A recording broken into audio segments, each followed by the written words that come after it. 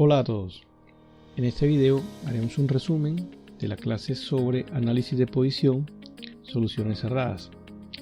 Veremos una breve explicación sobre el método de lazos vectoriales.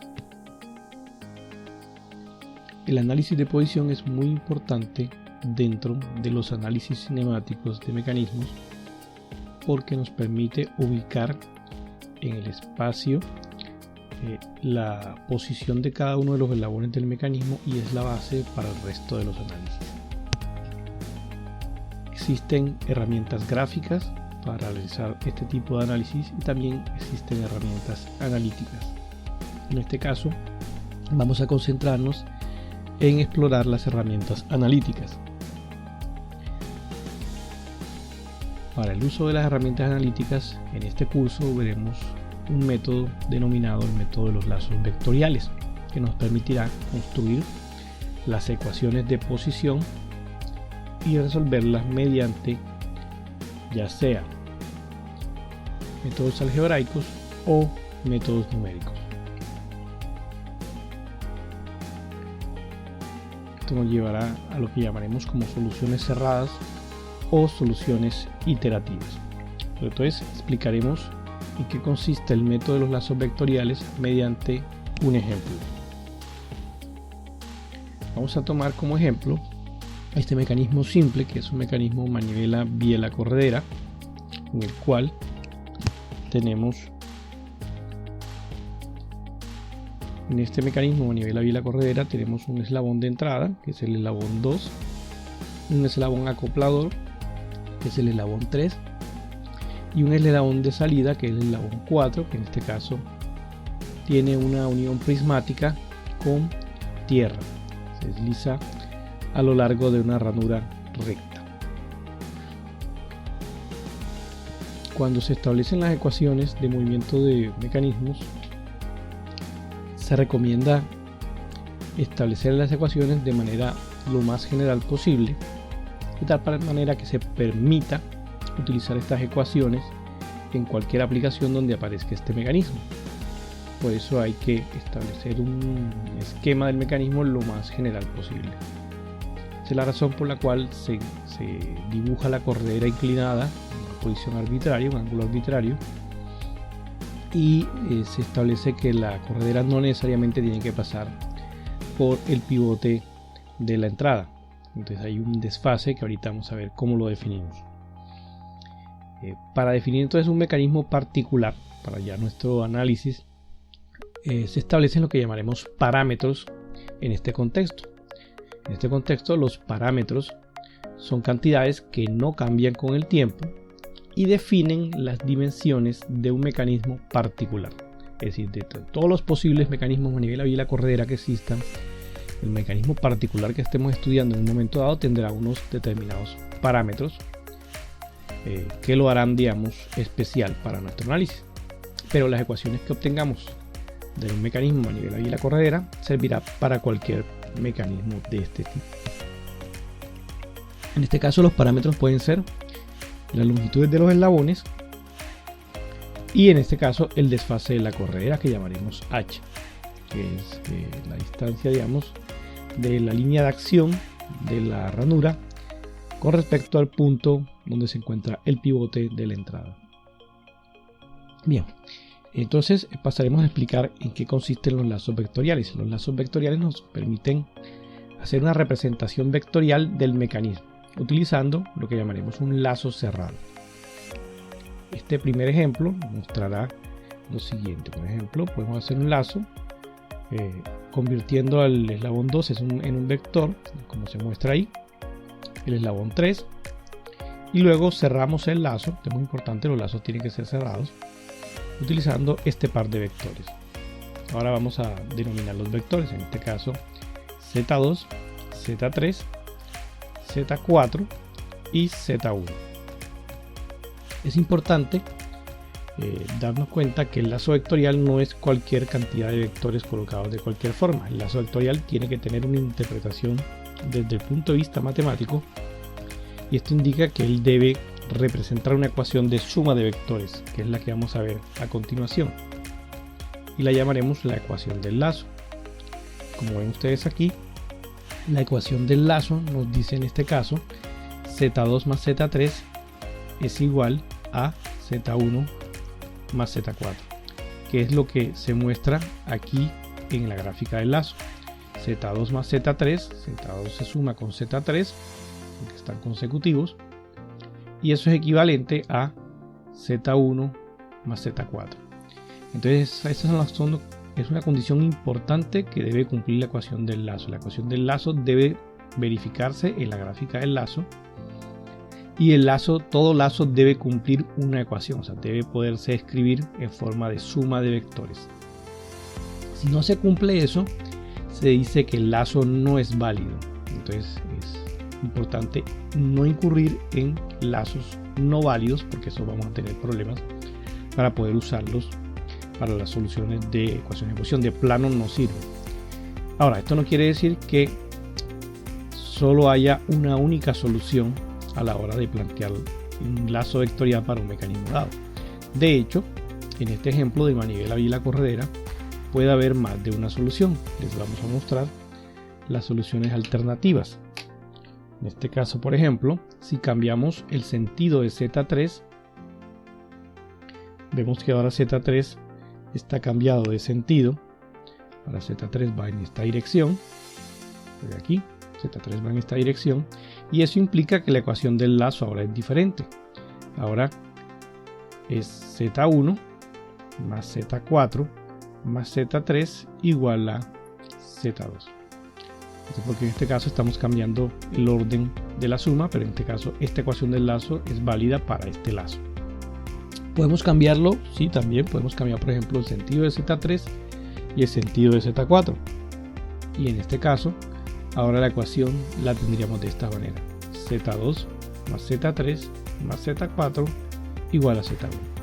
Z2 más Z3 más Z4 igual a Z1.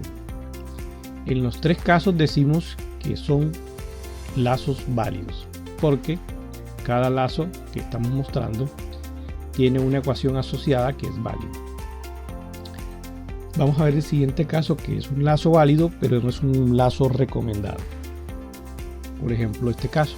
Aquí estamos viendo que aquí la ecuación del lazo sería la siguiente: Z1 más Z2 más Z3 más Z4 igual a 0. Porque en este caso es circular, como se puede ver ahí: Z1 más Z2 más Z3 más Z4, y regresamos al mismo sitio. La suma de todos estos vectores da 0. Es un lazo válido, pero es un lazo no recomendado, porque en este caso no se recomienda que los vectores entren a los puntos fijos, sobre todo cuando uno de los extremos del vector es móvil. Como regla, los vectores deben partir de un punto fijo a un punto móvil. Y si el vector está entre dos puntos fijos, ya sí se puede establecer cualquier dirección, pero en este caso, siempre que haya un punto fijo y un punto móvil, es preferible que el vector salga del punto fijo y apunte hacia el punto móvil. Entonces, como tal, es un lazo no recomendado, sigue siendo válido, pero no recomendado. Y este último caso que vamos a ver es lo que llamamos un lazo no válido. ¿Por qué razón? Porque no hay una ecuación del lazo de suma de vectores que nos permita representar este lazo.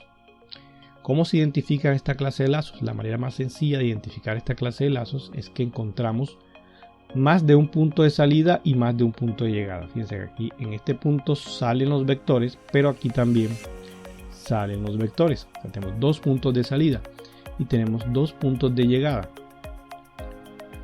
Entonces, con eso podemos identificar que este lazo no va a ser válido, porque no hay manera de cerrar la suma. Por ejemplo, Z2 aquí no se puede sumar con Z3. Z1 no se puede sumar con Z4. Entonces es lo que llamamos un lazo no válido, y este tipo de lazos son los que hay que evitar a toda costa, porque si utilizamos un lazo de estos, ninguna ecuación que escribamos va a poder representar ese lazo, y por lo tanto nada de lo que desarrollemos a partir de ese lazo va a ser válido. Nos va a dañar todo nuestro análisis. Podemos usar este en el peor de los casos, o cualquiera de estos tres. Van a ser lazos que nos van a poder servir. Fíjense, por ejemplo, que este primer lazo que vimos es un lazo válido. Tenemos un punto de partida, que es este, donde salen las dos ramas de vectores, y tenemos un punto de llegada, que es este. Punto de salida, punto de llegada. Es la manera más fácil de identificar que un lazo es válido de manera visual. Tengo, por ejemplo, un punto de salida, punto de llegada. Aquí, por ejemplo, tengo un punto de salida, un punto de llegada. Y en este lazo, que es válido pero no recomendado, pues cualquiera puede ser punto de salida y de llegada porque es circular. O sea, el mismo punto de salida es el mismo punto de llegada, pero no este lazo, que tengo dos puntos de salida y dos puntos de llegada. Entonces es un lazo no válido. Puede que en esta figura pues sea más que evidente que este lazo no es válido, pero cuando tengamos problemas donde existan muchos más eslabones en el mecanismo, será más difícil identificar cuándo se nos presenten lazos no válidos. Entonces hay que tener mucho cuidado en esa parte, hacer el chequeo y verificar que nuestro lazo que estamos escribiendo sea válido, para que a partir de ahí podamos ir desarrollando la ecuación. ¿Qué sigue ahora? Bueno, supongamos que escogemos un lazo como el primer caso que vimos, que es este, Z2 más Z3 igual a Z1 más Z4. El siguiente paso es determinar las variables. Las variables son cantidades que cambian con el tiempo y definen la posición particular de un mecanismo en un momento dado. En este caso, las variables deben estar asociadas a alguna característica de alguno de los vectores del lazo. Como los vectores son vectores de posición, pues las características que va a tener las variables van a ser de dos tipos: o variable de tipo angular, como este ejemplo, θ2 es una variable de tipo angular. En este caso está asociada al cambio de dirección del vector, o variable de tipo lineal, como en el caso de la x, que está asociada a el cambio de la longitud del vector. Entonces básicamente un vector puede cambiar de ángulo o de orientación, que lo maneja el ángulo, o de longitud, que lo maneja esta variable. Y en algunos casos hay vectores que cambian de las dos maneras, o sea que tendrían asociadas dos variables. En este caso podríamos decir existe una regla de dedo general que nos dice que debemos asociar por lo menos una variable a cada vector que represente movimiento. No necesariamente se aplica a todos, porque si nos damos cuenta, el vector Z4 no tiene asociada ninguna variable. Este simplemente es un vector que no cambia de dirección, no cambia de ángulo, no cambia de longitud. Lo único que hace es ayudarnos a cerrar este lazo. Pero es importante que las variables las definamos en función de cantidades que sean cinemáticamente interpretables. Es decir, es preferible este vector X porque está asociado directamente a la posición del bloque, y eso significa que sus derivadas van a estar asociadas a la velocidad y la aceleración de dicho bloque. Si hubiésemos escogido un lazo vectorial simplemente cerrando tirando un vector directamente desde el pivote fijo hasta el punto del vector y obviando estos dos, tendríamos también un lazo válido, pero desde el punto de vista del manejo de las variables no tendría significado físico directo la longitud del vector, ya que no está asociada linealmente con la posición del bloque. Indirectamente está asociada, pero no hay una relación directa que nos permita decir no, x punto es la velocidad del bloque. No es cierto, es falso. Y por esa razón, a veces en la construcción de lazos vectoriales, no siempre el camino más corto es el mejor. Entonces, ojo con esa regla, que es muy importante. A veces el camino más largo, en el caso de lazos vectoriales, resulta ser el mejor. Lo que tenemos que tener presente es que las variables tengan un significado cinemático en el mecanismo. Si la variable no tiene un significado cinemático, pues probablemente va a ser una variable que no nos va a servir. En este caso, entonces, tenemos asociado a este mecanismo tres variables. Como dijimos, la regla de dedo que les comento es tratar de asociar una variable a cada uno de los vectores. Más adelante veremos una regla un poquito más robusta para estos casos, pero por lo pronto esta va a ser más que suficiente. Y entonces tenemos que relacionar, o el análisis de posiciones lo que nos va a permitir relacionar estas tres variables: θ2, θ3 y x. En este caso, este mecanismo tendría estos tres parámetros, R2, R3, que son las longitudes de los eslabones, y H, que es el desfase de la manivela. Y como variables tendríamos θ2, θ3 y X. La ecuación del lazo en este caso sería Z2 más Z3 es igual a Z1 más Z4, ya la establecimos a partir del lazo, y a partir de aquí vamos a construir las ecuaciones de posición. Entonces lo que vamos a hacer es representar cada uno de estos zetas, que son cantidades vectoriales, utilizando notación de matriz vector. En este caso esto sería escribirlo de la siguiente manera: cada vector va a tener asociada una magnitud y un vector unitario. En este caso es este vectorcito columna que vemos aquí, que va a tener la orientación en función de el coseno y el seno del ángulo asociado correspondiente a esa variable. Muy importante en este caso, hemos utilizado en este caso un sistema de coordenadas inclinado,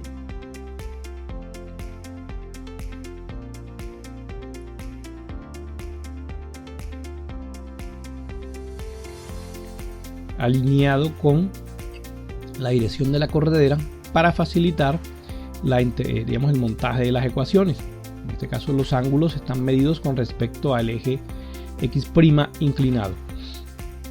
Una de las cosas que comúnmente se va a hacer en esta clase de sistemas es que los ángulos se van a medir respecto al X de mi sistema de coordenadas, ya sea que sea el tradicional horizontal vertical o un sistema girado como este ejemplo.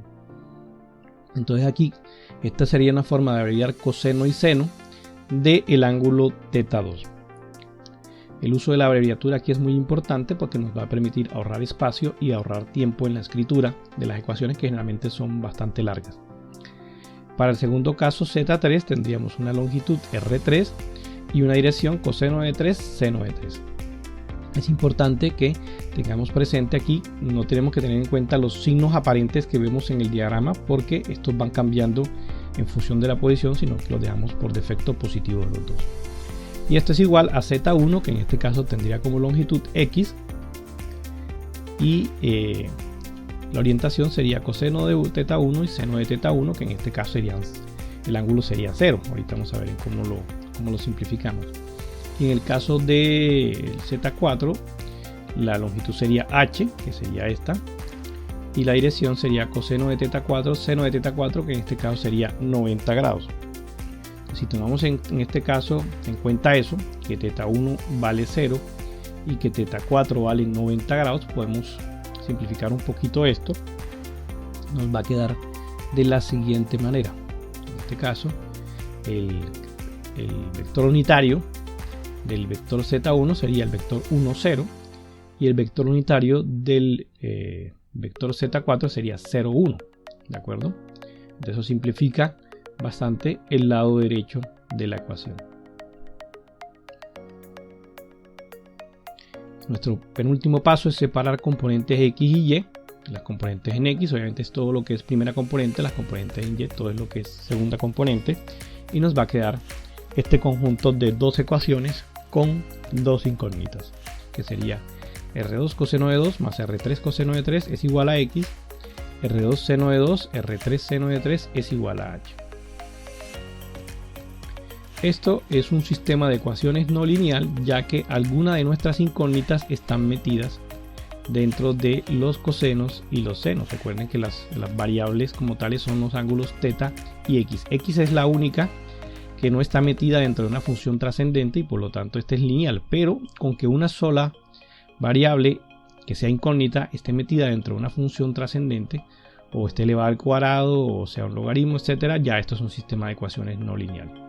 Porque esto es muy importante definir esto, porque esto es lo que va a definir la forma de la solución que tenemos que plantear para este tipo de ecuaciones, y es lo que vamos a ver más adelante.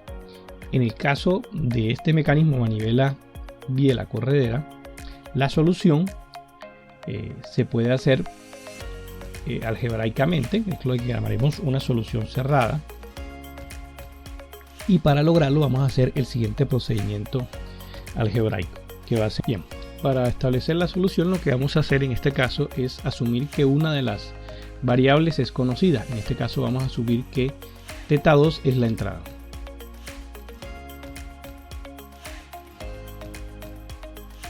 En este caso mis incógnitas serían θ3 y x. Y el objetivo en este caso sería eliminar una de esas dos combinando las dos ecuaciones para quedarnos con una ecuación con una sola incógnita. Para lograr eso, lo que vamos a hacer es que en la primera ecuación voy a despejar el R3 coseno de 3. Al despejarlo nos quedaría así, como x menos R2 coseno de 2. Y en la segunda ecuación voy a despejar el R3 seno de 3. Entonces nos va a quedar como h menos R2 seno de 2. Nuestro siguiente paso es elevar al cuadrado a ambas ecuaciones, ambos lados de ambas ecuaciones, elevamos al cuadrado y sumamos ambas ecuaciones. En este caso lo que estamos haciendo es aprovechar la identidad coseno cuadrado más seno cuadrado igual 1, con eso destruimos, digamos, esta variable desaparece y nos va a quedar solo el R3 al cuadrado. Y de este lado vamos a tener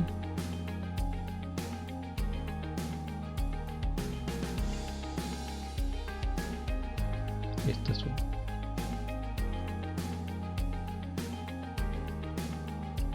Con esto que conseguimos nos queda una única variable, que es en este caso nuestra x. Y ahora solamente es cuestión de despejar mi x. Para ello voy a pasar este término a la derecha. Vamos a tener aquí R3 al cuadrado menos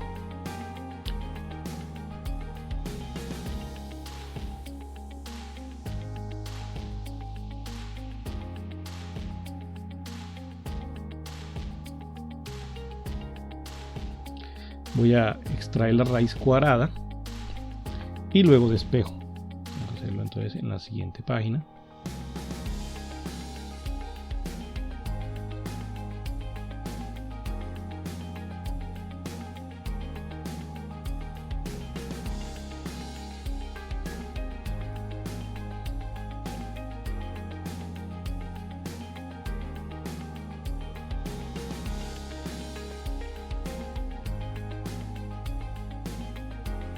Entonces nos quedaría esto principalmente. X es R2 coseno de 2 más o menos lo que hay en esta raíz cuadrada, que es R3 cuadrado menos H menos R2 seno de 2 cuadrado. Si quisiéramos interpretar esto desde el punto de vista gráfico, visualmente, podríamos ver lo siguiente. El valor de X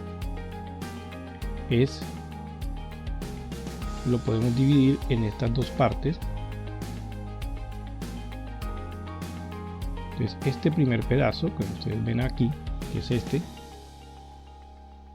es precisamente este. R2 coseno de 2, que es el cateto adyacente al ángulo θ2 de este primer triangulito que tenemos aquí.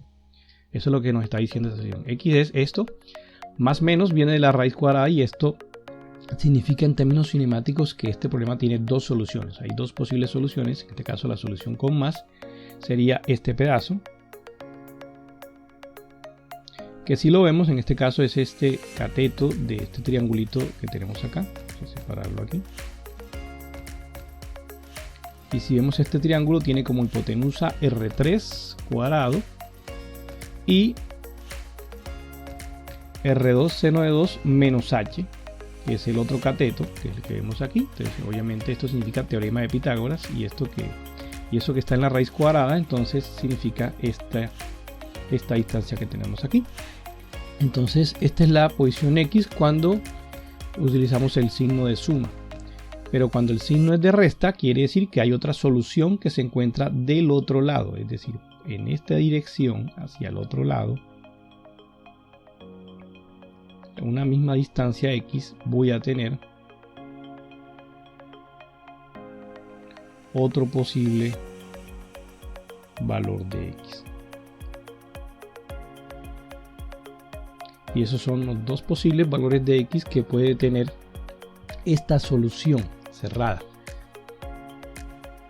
Esto es una característica de todos los problemas de análisis de posición. Generalmente los problemas de análisis de posición, como no son lineales, van a tener múltiples soluciones. En este caso hay 2, pero hay problemas más complejos que tienen 4, 8 o más soluciones. Pero todavía nos falta una variable, en este caso es el ángulo θ3. Ya resolvimos para x, ahora resolvamos para θ3. Recordemos que teníamos nuestras dos ecuaciones originales del sistema no lineal y podríamos optar inicialmente por pensar en una solución mucho más directa, que es simplemente despejar el seno de θ3 directamente de la segunda ecuación, como la vemos aquí, despejada de la segunda ecuación. Al tenerla despejada de la segunda ecuación, entonces nuestra solución quedaría en términos de h, r2 seno de 2 y dividido entre r3.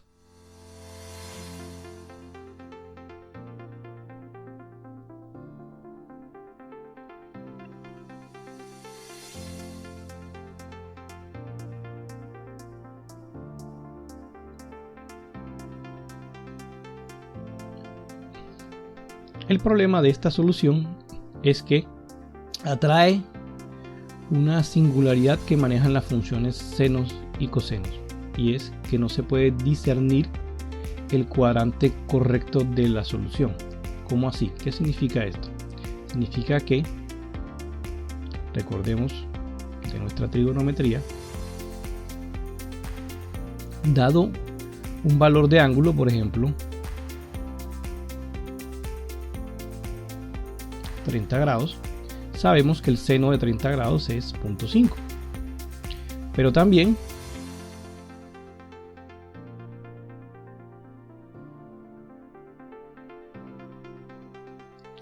el seno de 150 grados también es 0.5. Eso quiere decir que cuando yo voy a calcular el arcoseno de 0.5, tengo estos dos posibles valores dentro de la primera revolución, porque realmente son infinitos valores. En cada 2 pi revoluciones vamos a encontrar otros dos valores de ángulo que me van a dar el mismo seno. Pero generalmente pues nos interesan los ángulos que se encuentran dentro de las primeras 60 grados. Esos son los que nos interesan. Sin embargo, aunque nos limitemos a eso, aún nos sigue quedando estos dos posibles valores. Es decir, si yo calculo el seno a menos 1 de 0.5, la respuesta puede ser 30 o la respuesta puede ser 150. Y ambas desde el punto de vista matemático pueden ser correctas, pero desde el punto de vista del mecanismo, solo puede haber un ángulo que nos sirva para una determinada configuración. Y la función seno no me va a permitir discernir cuál de los dos es el correcto. ¿Por qué? Porque el signo, que es el que me puede determinar el cuadrante, va a depender exclusivamente del numerador. Este es el único que me va a dar el signo. El denominador va a ser la hipotenusa y por lo tanto siempre va a ser positiva. No tenemos manera de, con esta función así como está construida, poder discriminar cuál es el cuadrante correcto y por lo tanto cuál es el ángulo correcto de mi solución. Vamos a borrar aquí porque vamos a plantear entonces cómo sería la solución más recomendada para poder discernir cuál es el ángulo correcto y cuál es el cuadrante correcto. En este caso, lo más recomendable es dejar la solución en función de tangente. Entonces esto nos va a permitir poder identificarlo. Vamos a verlo. Por ejemplo, en este caso vamos a despejar R3 seno de 3 y R3 coseno de 3, que básicamente son estas dos ecuaciones, y nos quedaría esto así.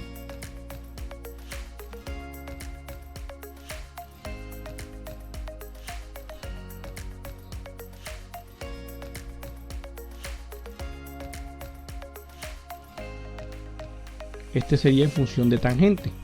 ¿Cuál sería la ventaja de tener el ángulo expresado en función de tangente y no seno y coseno? Volvemos a nuestro cuadrante.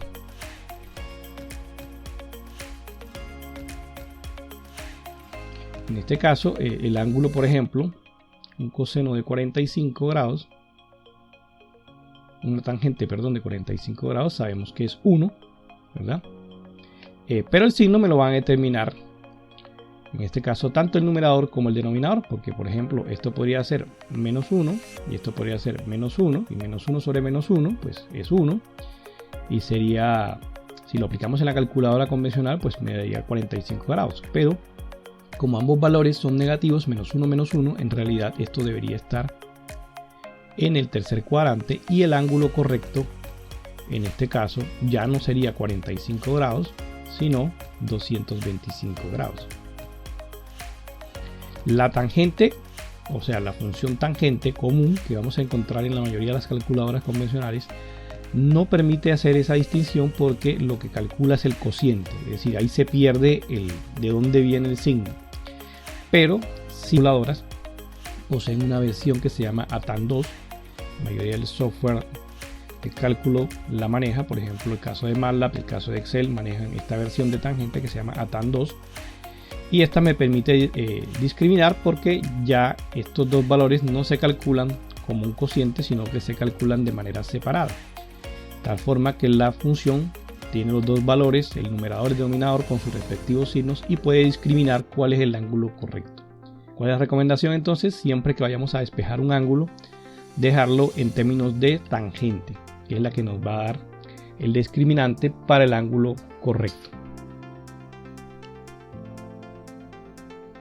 Con esto llegamos a que la solución cerrada sería este estilo.